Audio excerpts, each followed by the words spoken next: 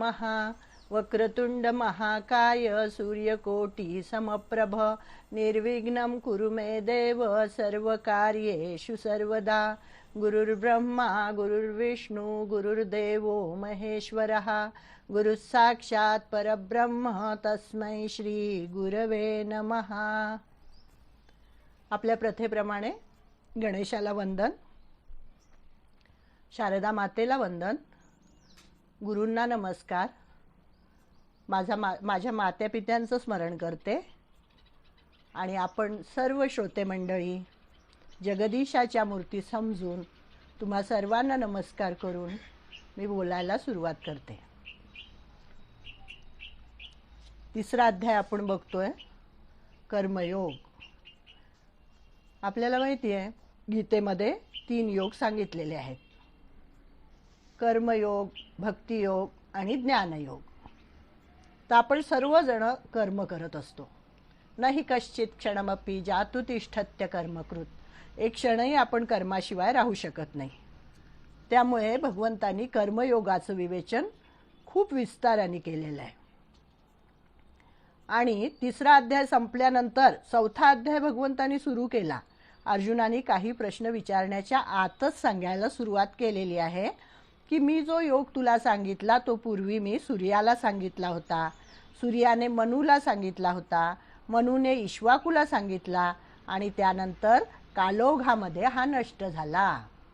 म्हणजे भगवंत हे सांगतात हे कशासाठी की त्यांना सांगायचं काय आहे की ही ज्ञान परंपरा काही कारणाने खंडित झाली आणि समाज या तत्वचिंतनाला वंचित झाला आणि आज तुझ्या निमित्ताने तेच तत्वचिंतन मी पुन्हा प्रगट करत आहे।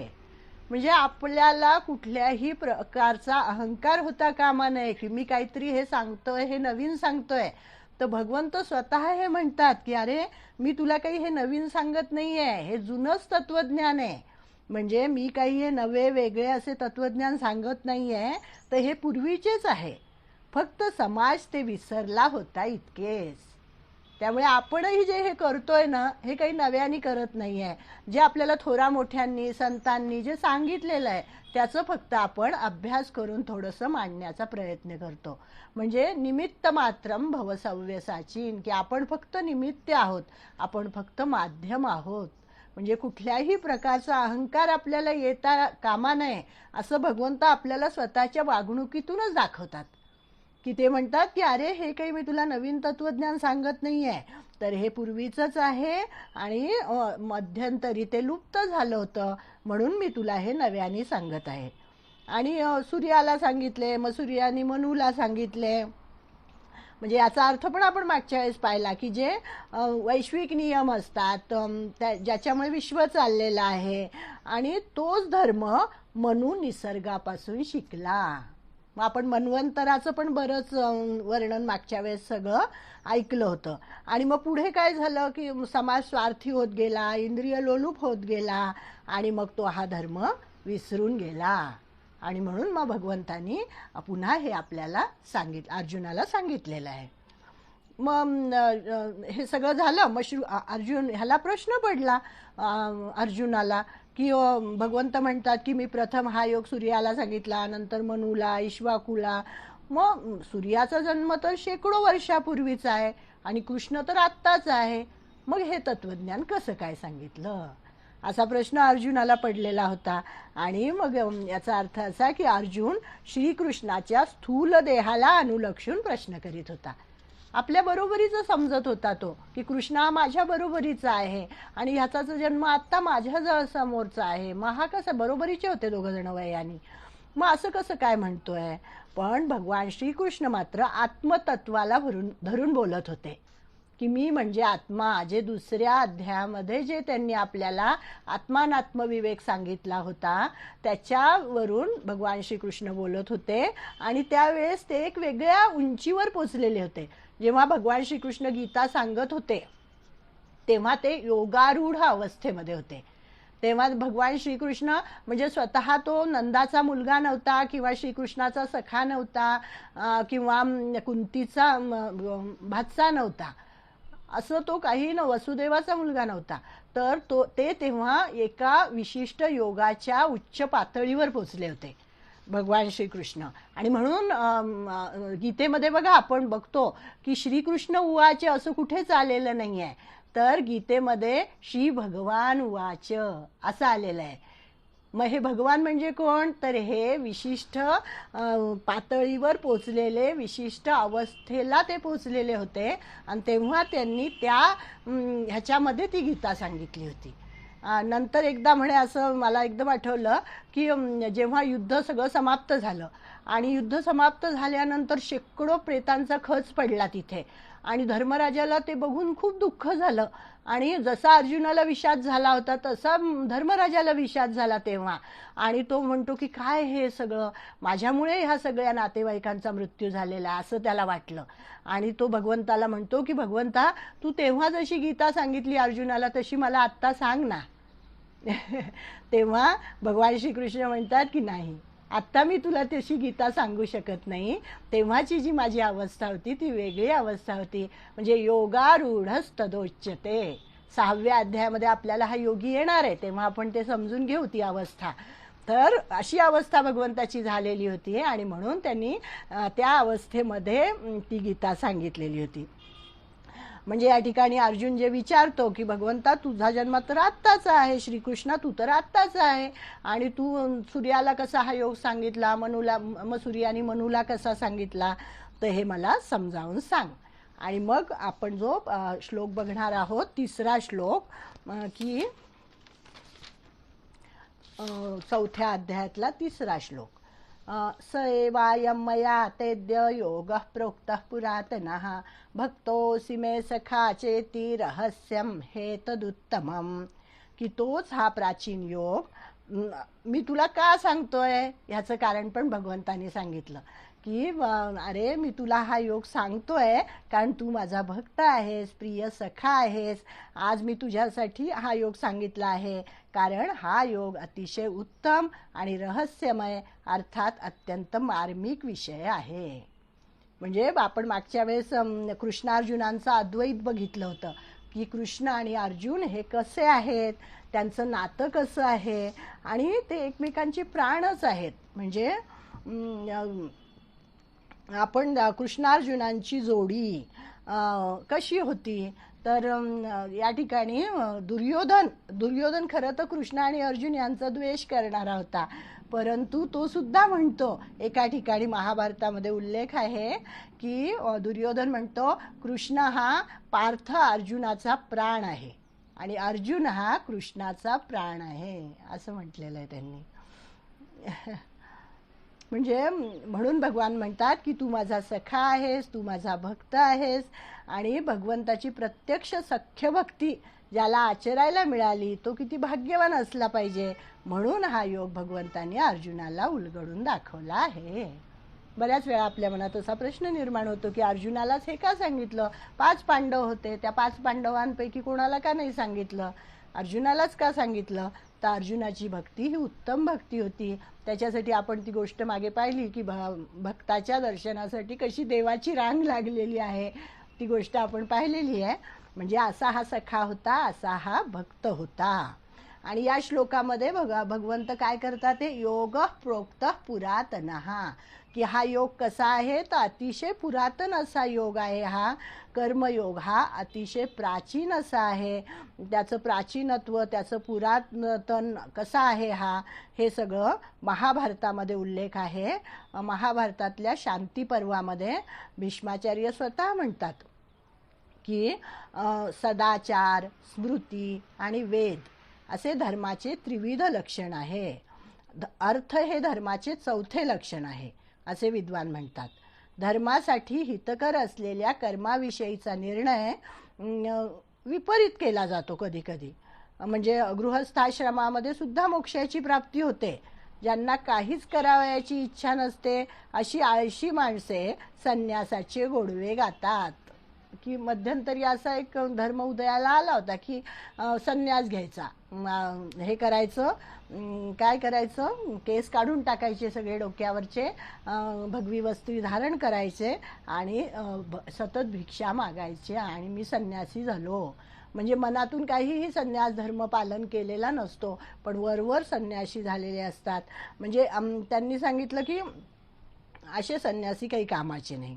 आणि अशाच मग त्याच्यामध्ये आपली जी आश्रम व्यवस्था आहे ती किती महत्त्वाची सांगितलेली आहे, की ब्रह्मचर्य आश्रम, गृहस्थ आश्रम, वानप्रस्थ आश्रम आणि मग संन्यास आश्रम. हे जे सांगितलेलं आहे आपल्या धर्माने ते अतिशय महत्त्वाचं आहे. आणि हा आचार धर्म ह्याचा सगळं जे कौतुक आहे, सगळं जे विस्ताराने सांगितलेलं आहे ते सगळं महाभारतामध्ये सांगितलेलं आहे. त्याच्यामध्ये अजून असंही त्यांनी सांगितलंय की दुसऱ्याच्या धनाचा अपहार न करणे हा सनातन धर्म आहे. मग काही लोक असं पण म्हणतात की हे म्हणे कोणी दुबळ्या लोकांनी हा नियम केलाय म्हणे, असं म्हणतात. पण त्यांनी असं सांगितलं इथे की दैव जेव्हा त्यांना प्रतिकूल होते तेव्हा त्यांनाच हा धर्म प्रिय वाटू लागतो. म्हणजे प्रत्येक माणूस हा आयुष्यभर काही श्रीमंत राहत नाही, किंवा प्रत्येक माणूस आयुष्यभर काही गरीब राहत नाही.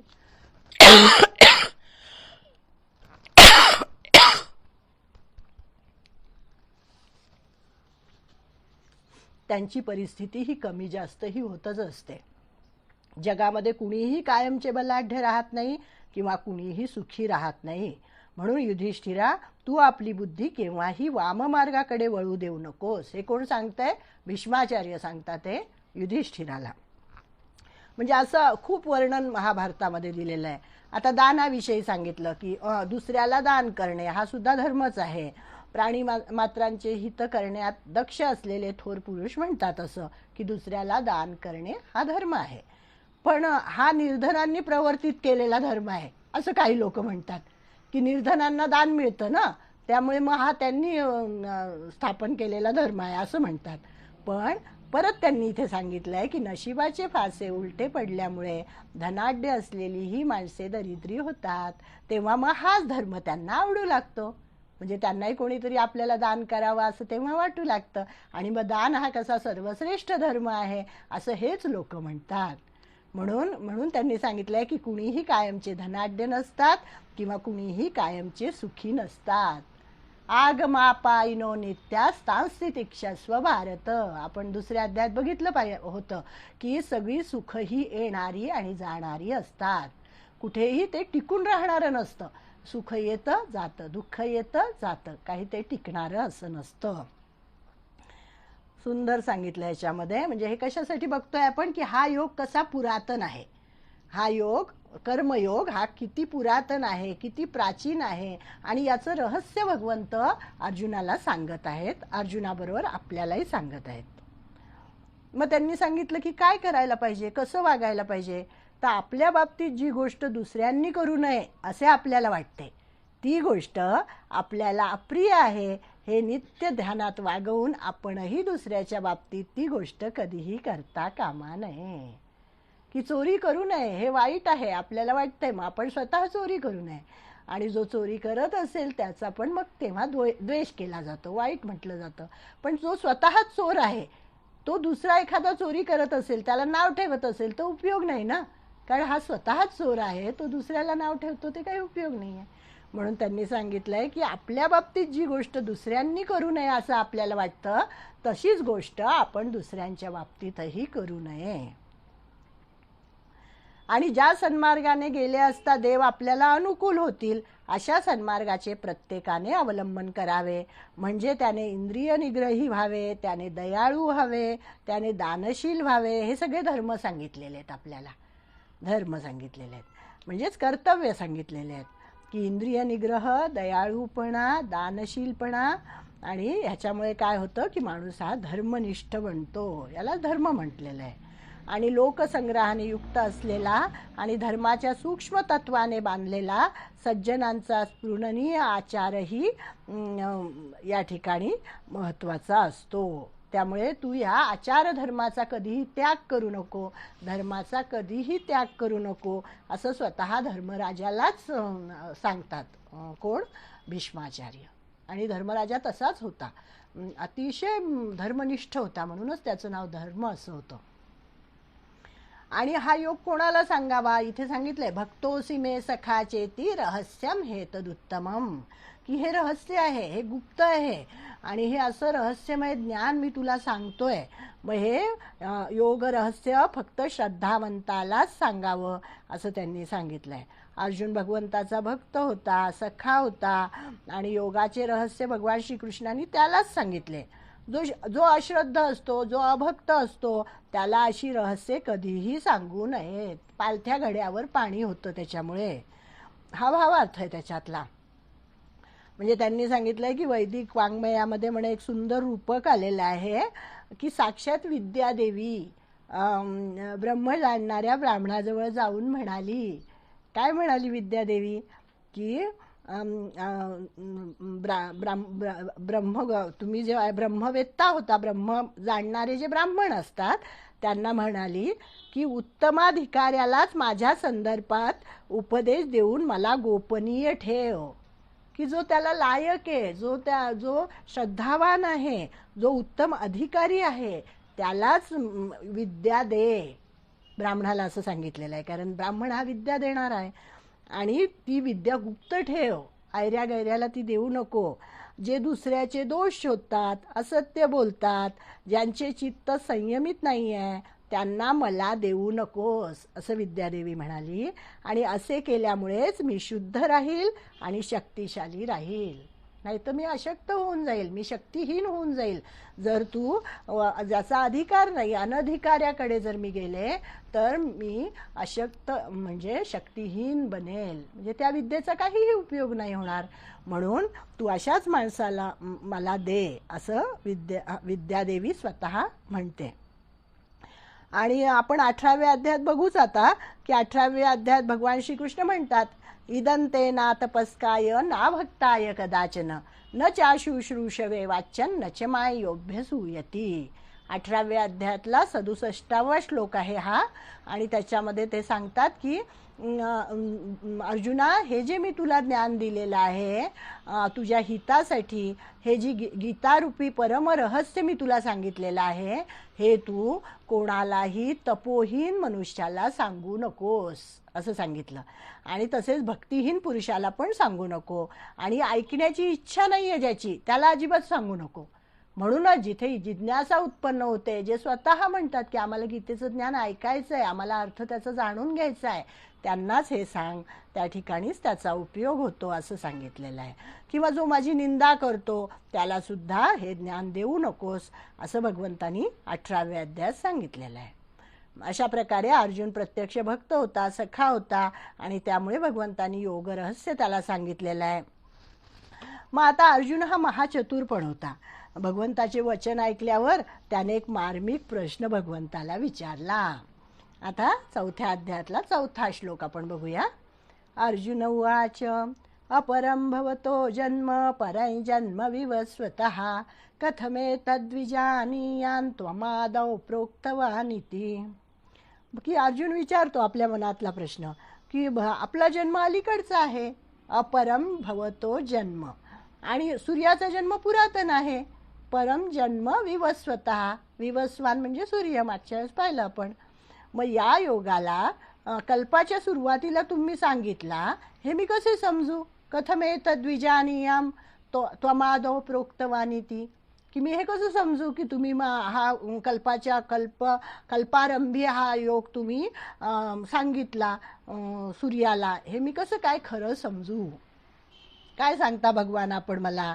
सूर्य तर केव्हापासूनचा अनादी आहे आणि आपला जन्म तर आत्ताचा आहे, आणि आपण हा सगळा योग त्या मनूला सांगितला, त्या सूर्याला सांगितला, इश्वाकूला सांगितला असे म्हणता.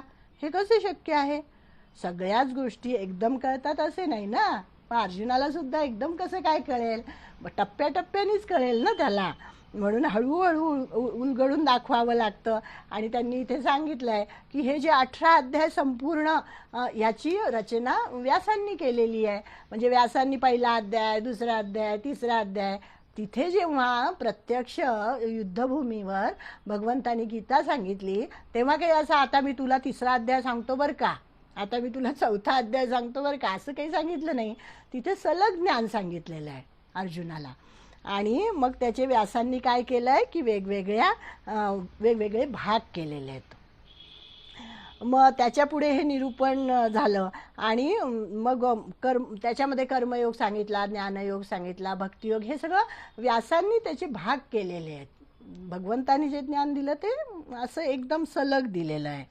म्हणून त्यांनी म्हणजे अर्जुनाला जो प्रश्न पडला तो पडलाच असणार आहे, पण मग हे तिथे तिथे हे बोललेले नसणार आहे. तो तिथे त्याच्या मनात जे आलं ते त्यांनी प्रश्न भगवंताला विचारला असेल आणि एका क्षणात भगवंतांनी त्याचं उत्तर त्याला दिलं असेल. मग इथे ते आपल्याला जास्त विस्ताराने समजावून सांगतात की आपल्याला पायरी पायरीने ते कळावं म्हणून. अधिकार तैसा करू उपदेश. मग यांनी सांगितलंय की कुठल्याही माणसाला जो आधीचाच धागा आपण पुढे घेऊया की कुणाही ज्ञानहीनाला हे सांगू नको, अश्रद्ध जो असतो त्याला सांगू नको, की ज्याचा जसा अधिकार असेल त्याला तसा उपदेश केला पाहिजे. की रामकृष्ण परमहंस किंवा तुकाराम महाराज असं म्हणत होते म्हणे की जसा शिष्य असेल तसे त्याला द्यायला पाहिजे. कारण प्रत्येकाचा प्रकृती धर्म वेगळा असतो, प्रत्येकाचा स्वभाव वेगळा असतो आणि त्या स्वरूपाचे त्याला जर ज्ञान द्यायचे असेल तर भक्ताची जेवढी ताकद असेल तेवढे ओळखून त्याला द्यायला पाहिजे असं त्यांनी सांगितलंय. मग या ठिकाणी त्यांनी यांची उदाहरणं दिली आहेत. गायकी म्हणजे संगीतातले जे असतात प्रख्यात गायक जे भास्कर बुवा बखले म्हणून होऊन गेले म्हणे, तर त्यांचे 2 शिष्य होते. त्यांचे एक कृष्णा मास्तर आणि दुसरे होते बालगंधर्व. तर ते म्हणे कृष्णा मास्तरांना शिकवत होते तेव्हा बालगंधर्वांना बाहेर उभं राहायला सांगायचे की तू बाहेर उभं राहा, तुला नाही हे ज्ञान ऐकायचंय. आणि जेव्हा ते बालगंधर्वांना काही शिकवत असायचे तेव्हा कृष्णा मास्तरांना ते सांगायचे की तुमचा हा अधिकार नाही आहे, तुम्ही थोड्या वेळाने या. म्हणजे अधिकार तैसा करू उपदेश असं त्यांनी सांगितलंय की जसा शिष्य असेल जेवढं त्याला पचेल रुचेल तेवढंच भगवंत देतात. त्यावेळी अर्जुनाने विचारले की आता तर तुझा जन्म झालाय, मग तू हे ज्ञान सूर्याला कसे दिलेस? कारण कृष्ण आणि अर्जुन वयाने सारखे आहेत. नकुल सहदेव कृष्णापेक्षा धाकटे होते आणि भीम आणि धर्मराजा हे कृष्णापेक्षा वयाने मोठे होते. आणि म्हणून अर्जुनाने स्वाभाविकपणे विचारले की तुझे वय तर माझ्या वया इतकेच आहे, मग तू काय सांगतोस की मी तो हा योग सूर्याला दिला, पुढे इक्ष्वाकुला आणि राजर्षींना दिला. मग भगवान श्रीकृष्णाचे अलौकिक सामर्थ्य अर्जुनाला ज्ञात होते. त्यांनी सांगितलं की अर्जुनाला माहिती होतं हे की हा जो आहे हा अलौकिक सामर्थ्याचा आहे असं मनामध्ये कुठेतरी त्याला माहिती होतं. पण भगवंतांनीच आपले अवतार रहस्य स्पष्ट करावे आणि स्वतःच्या मुखाने हे जगापुढे आणावे असं अर्जुनाला कुठेतरी वाटत होतं. आणि म्हणून मग आपण नेहमी म्हणतो ना की अर्जुनाचं निमित्त झालेलं आहे. अर्जुन जर एवढा उत्तम भक्त होता तर त्याला तर भगवंताचं सामर्थ्य माहितीच असलं पाहिजे ना. पण हे सगळं जे नाट्यमय रीतीने जे गीता आपल्याला सांगितली गेली नंतर ती सगळी व्यासांचं कौतुक आहे, व्यासांची प्रतिभा आहे ही. आणि मग त्यांनी अर्जुनाचा भाव असा असेल म्हणे की भगवंतांनी स्वतःच्या मुखानेच हे जगापुढे मांडावं की हा कर्मयोग कसा पुरातन आहे, हा कसा रहस्यमय आहे आणि हा कसा मी तुला सांगतोय, हा कोणाला सांगावा कोणाला सांगू नये हे सगळं भगवंतांनी सांगावं. मग अर्जुनाच्या मनात काय होतं? अर्जुनाच्या मनात असं होतं की भगवंतांनी पूर्वजन्मात केव्हा तरी सूर्याला हा योग सांगितला, मग त्याचे स्मरण या जन्मात त्यांना कसे काय राहिले असा प्रश्न एक. आता सूर्य हा परमात्म्याच्या नेत्रातून निर्माण झाला हे ज्ञान अर्जुनाला होतं, पण म्हणजे सूर्य हा भगवंताच्या नंतरचा आहे. सूर्याचा जन्म खरा भगवंत जो आहे परब्रह्म परमात्मा म्हणजे चैतन्य तत्व ज्याला आपण म्हणतो की ज्या बिग बँग का काय म्हणतात ना हल्ली, तसं की ते त्याच्यापासून ते प्रस्फोट झाला आणि त्याच्यातून ही सगळी सृष्टी निर्माण झाली. काय म्हणतात? हां. तर त्याचं असं आहे म्हणजे विज्ञान कसं आधारभूत आहे ह्या सगळ्या ज्ञानाला हे आपण अभ्यास केला तर कळेल की परमात्म्याच्या नेत्रातून सूर्य निर्माण झालेला आहे. म्हणजे निश्चितच परमात्मा आधीच आहे. पण आताचा अवतार हा भगवान श्रीकृष्ण म्हणून त्यांनी आत्ता अवतार घेतलेला आहे. आणि म्हणून तो म्हणतोय की मी हा योग सूर्याला सांगितला, मग सूर्याने मनूला सांगितला, मनूने इक्ष्वाकूला सांगितला, असं ते आहे. म्हणजे हा एक आहे की पण पूर्वजन्मात जरी सांगितलेला असला तरी या जन्मात त्याला ते कसं काय समजतंय, कसं काय ज्ञात आहे, हे अर्जुनाला विचारायचं होतं. दुसरं म्हणजे श्रीकृष्ण आणि अर्जुन एकाच वयाचे होते. श्रीकृष्णाने तर देवकीच्या गर्भातून जन्म घेतला, मग सृष्टीच्या आधी ते देह कसा धारण करू शकतील, असं पण त्याच्या मनात होतं. तिसरा प्रश्न असा आहे की अन्यथा भगवंत स्वानंदरूप ब्रह्म असतील किंवा सृष्टी स्थिती आणि प्रलय करता असतील ईश्वर, की ज्यांनी या सृष्टीची स्थिती पण केली आहे, प्रलय पण केला आणि संहारही तेच करतात, निर्माणही तेच करतात, असे ईश्वर जर ते असतील तर त्यांना मग जन्म मृत्यू कसा असेल. म्हणजे अवतार रहस्य जाणून घ्यायचं होतं त्याला, अर्जुनाला. म्हणून मग त्यांनी हा प्रश्न विचारला. आणि शेवटचं त्याच्या मनात असं आलं की भगवंत परब्रह्म जर परमात्मा आहेत तर मायेद्वारे सृष्टीचे नाटक कसं काय रचतात, हे सगळं रहस्य त्याला जाणून घ्यायचं होतं. आणि म्हणून त्याने विचारलं भगवंताला की अपरम भवतो जन्म परम जन्म विवस्वतः कथमेतद्विजानीयान् त्वमादौ प्रोक्तवानिति, की भगवंता आपला जन्म तर अलीकडचा आहे, मग तुम्ही हा जो योग सूर्याला सांगितला असं कसं काय म्हणता, असा त्यांनी प्रश्न विचारलेला आहे. मग अर्जुनाच्या ह्या सर्व शंकांचे निराकरण व्हावे आणि आपले सर्वज्ञत्व अर्जुनाला कळावे की मी कसा सर्वज्ञ आहे, मी कसा परब्रह्म परमात्मा आहे, हे अर्जुनाला कळावं म्हणून भगवंत या ठिकाणी स्वतःच उलगडून सांगतात. काय सांगतात? श्री भगवान उवाच बहूनि मे व्यतीतानि जन्मानि तव चार्जुन तान्यहं वेद सर्वाणि न त्वं वेत्थ परन्तप. की ते सांगतात, हे अर्जुना, माझे व तुझे पुष्कळ जन्म होऊन गेलेले आहेत, परंतु हे परंतप, त्या सर्वांना तू जाणत नाहीस, पण मी जाणतो आहे. हेच अर्जुनाच्या मनात होतं की तू कसा काय जाणतो या सगळ्या जन्मांना, ते मला तू सांग. आणि मग भगवंत या ठिकाणी सांगतात की मी सर्वच जाणतो. वेद म्हणजे काय? जाणणे. तान्यहम वेद सर्वाणी, की मी सर्व काही जाणणारा आहे, असे भगवंत म्हणतात. कारण भगवंताच्या ज्ञानशक्तीवर कोणतेही आवरण नाही. स्वतः परब्रह्म परमात्मा आहे. या सृष्टीचा त्यांनी विस्तार केलेला आहे, निर्मिती केलेली आहे. आणि विज्ञानाचा कधीही लोप होत नाही, हे केवळ परमात्म्याच्या बाबतीतच संभवते. आणि आता हे कसं काय भगवंताच्या लक्षात राहिलं पूर्वीचा जन्म? तर भगवंताने सांगितले की माझे अनेक जन्म झालेले आहेत, तुला माहिती नाही पण मला माहिती आहेत. मग सुंदर सांगितलं या ठिकाणी त्यांनी की मागे पण दुसऱ्या अध्यायात होऊन गेलं होतं बघा, की हे सगळे राजे पुन्हा जन्माला येतील. हे आत्ता जरी तुला म्हणजे आधी अव्यक्त दशा, नंतर व्यक्त दशा, नंतर परत अव्यक्त दशा, अशी एक साधारण असतं. तर मग ते सांगतात की ज्यावेळी आपण म्हणजे देह अशी बुद्धी माणसाच्या मनात तयार होते त्याला अहंता म्हणतात. म्हणजे पूर्वजन्माचे स्मरण कशामुळे राहते त्याचा एक नियम या ठिकाणी त्यांनी सांगितलेला आहे. तर एखाद्याला जर कथनता ही सिद्धी प्राप्त झाली, म्हणजे 3 गोष्टी सांगितलेल्या आहेत त्याच्यात, अहंता, ममता आणि कथनता. अहंता म्हणजे काय? की मी देह आहे अशी बुद्धी ज्याच्या मनात असते त्याला या देहाविषयी अहंकार असतो, त्याला अहंता असं म्हणतात. आपल्या सगळ्यांकडे अहंता आहे. आणि त्या देहाविषयी प्रीती मनात जागणे याला ममता म्हणतात. म्हणजे हा देह माझा आहे असं मी म्हणते, मला माझ्या देहाबद्दल प्रेम आहे, तुम्हा सर्वांनाच आहे. म्हणजे आपल्याकडे अहंता पण आहे, आपल्याकडे ममता आहे, पण आपल्याकडे कथनता नाही आहे. कथनता ही सिद्धी जेव्हा येईल तेव्हा सगळ्या पूर्वजन्माचं ज्ञान होतं म्हणे, की पूर्वी आपले कुठले जन्म होऊन गेले आणि पुढेही होणार आहेत, त्याचं सगळ्याचं ज्ञान होतं. मग अजून त्याच्यासोबत काय पाहिजे?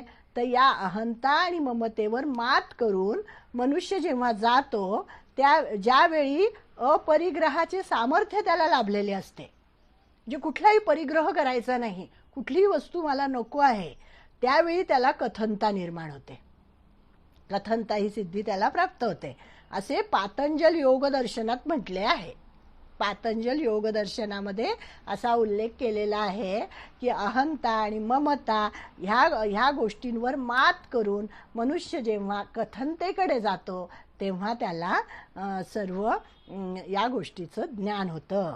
अहंता ममतेवर पूर्ण मात झाली आणि अपरिग्रह करणे मानवाला साधले की कथनतेचे सामर्थ्य लाभते. मग जितके आवश्यक आहे त्याच्यापेक्षा अधिक संग्रह करायचाच नाही. म्हणजे अपरिग्रह, संन्यासाचा अर्थच मुळात तो आहे ना की संन्यास, सम आणि न्यास. सम म्हणजे ठेव, आणि काय टाकावे आणि काय ठेवावे ज्याला कळते तो संन्यासी. म्हणजे फक्त आजच्या दिवसापुरतं एवढं गोळाभर अन्न मला लागतं, बस तेवढं माझी भूक भागली की झालं. रात्रीची पण चिंता करायची नाही. त्याला म्हणायचा खरा खरा संन्यासी. आणि तो अपरिग्रही त्याला म्हणायचं की तो संग्रहच करत नाही, असा त्याचा अर्थ आहे. अपरिग्रह. आणि हा अपरिग्रह योगी ज्यावेळी आचरतो त्यावेळी त्याचे फळ काय मिळते ते पतंजलींनी सांगितले की ते म्हणतात त्याला कथनता प्राप्त होते. मग कथनता म्हणजे काय, तर याचा अर्थ असा की सगळे पूर्वजन्म आणि पुढे होणारे जन्मसुद्धा असतील तर ते त्याला दिसतात. आणि भगवंत तर त्या योग्याच्याही वरती आहेत. योगारूढस्तदोच्यते. योगारूढ अवस्थेमध्ये भगवंत होते तेव्हा तर मग त्यांना वेगळं सांगायची काही आवश्यकताच नाही की त्यांना ही सिद्धी कथनता प्राप्तच होती. आणि म्हणून त्यांना मागच्या जन्मी कधीतरी पूर्वीच्या जन्मामध्ये मी सूर्याला हा योग सांगितला हे त्यांना स्मरत होतं, आठवत होतं. तेव्हा योग्याला जसे कथनता म्हणजे पूर्वजन्म ज्ञात आहेत तसे या भगवंताला ज्ञात आहेत. आणि म्हणून प्रकृतीचा योगमायेचा आश्रय करून मी ही सृष्टी निर्माण करतो. म्हणून त्या अर्जुनाला सांगतात, अर्जुना तुला ज्ञान नाही पण मला हे सगळे जन्म ज्ञात आहेत, तुझेही माहिती आहेत आणि मीही कोणकोणत्या वेळी अवतीर्ण झालो ते ज्ञात आहे, असे भगवंत सांगतात. म्हणजे अर्जुन हा जीवात्मा होता. आपण सगळेजण जीवात्मेच आहोत आणि अज्ञ पण आहोत, अज्ञानी आहोत. अविद्येने भ्रमलेला होता अर्जुन, त्यामुळे त्याला पूर्वीचे जन्म आठवणे शक्यच नाही. परंतु भगवंताला मात्र ते सगळं आठवत होतं. थांबायचं का 2 मिनिटं?